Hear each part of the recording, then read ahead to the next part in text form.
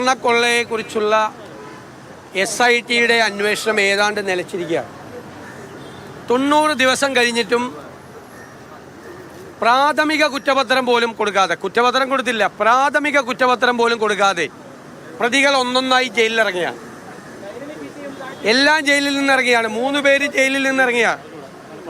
അടുത്തത് ഉണ്ണികൃഷ്ണൻ പോറ്റിയാണ് ജയിലിൽ നിന്നിറങ്ങുന്നത്. അതോടൊപ്പം തന്നെ CPM നേതാക്കളായ 3 പേരും ജയിലിൽ നിന്നിറങ്ങും. അപ്പോൾ ഇവരെ എല്ലാവരെയും ജയിലിൽ നിന്നിറക്കാൻ അന്വേഷണം മരവിപ്പിച്ച് കുറ്റപത്രം കൊടുക്കാതെ, പ്രാഥമികമായ കുറ്റപത്രം കൊടുക്കാതെ SIT അന്വേഷണം നിലച്ചിരിക്കുന്ന ഗുരുതരമായ സാഹചര്യമാണ്. ഇതുവരെ തെളിവുകൾ പലതും കിട്ടിയിട്ടില്ല. പത്മകുമാർ എന്ന ദേവസ്വം ബോർഡ് പ്രസിഡന്റ് അവിടെ തിരുത്തിയാണ് ദ്വാരപാലക ശില്പം കൊണ്ടുപോയത്. ആ തിരുത്തിയ അദ്ദേഹത്തിൻ്റെ ആ ലെറ്റർ പോലും അതിൻ്റെ ഫോറൻസിക് പരിശോധന നടത്തിയത് 3 ദിവസം മുമ്പാണ് നടത്താൻ വേണ്ടി പോയത്. അപ്പോൾ എല്ലാം വൈകിക്കുകയാണ്. കാരണം ജാമ്യം കിട്ടിയവർ പുറത്തിറങ്ങിയാൽ പിന്നെ ഒരു തെളിവും ഉണ്ടാവില്ല. എല്ലാ തെളിവുകളും നശിപ്പിച്ച് അവസാനം ശബരിമല സ്വർണ്ണക്കൊള്ള എങ്ങും എത്താതെ അവസാനിപ്പിക്കാനുള്ള നീക്കമാണ്. അതിനെതിരായിട്ടുള്ള അതിശക്തമായ പ്രതിഷേധമാണ് UDF നിയമസഭയ്ക്കകത്തും പുറത്തും നടത്തുന്നത്. മന്ത്രിമാരുടെ വ്യാഖ്യാനങ്ങളെല്ലാം തെറ്റാണ്. ഏത് കോടതിയാണ് പ്രതിപക്ഷത്തെ വിമർശിച്ചത്?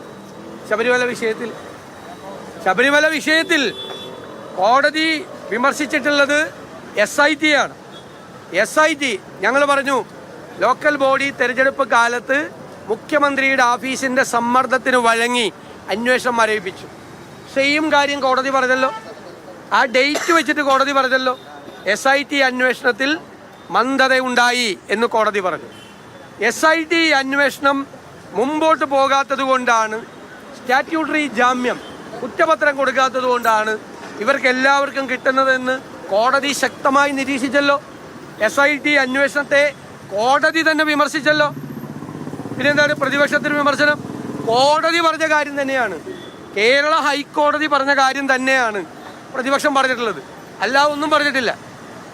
ഇന്നും വീണ്ടും വ്യവസായ മന്ത്രി, നിയമമന്ത്രി പറഞ്ഞു UDFൻ്റെ കാലത്തെ കുറിച്ചുള്ള അന്വേഷിച്ചോ.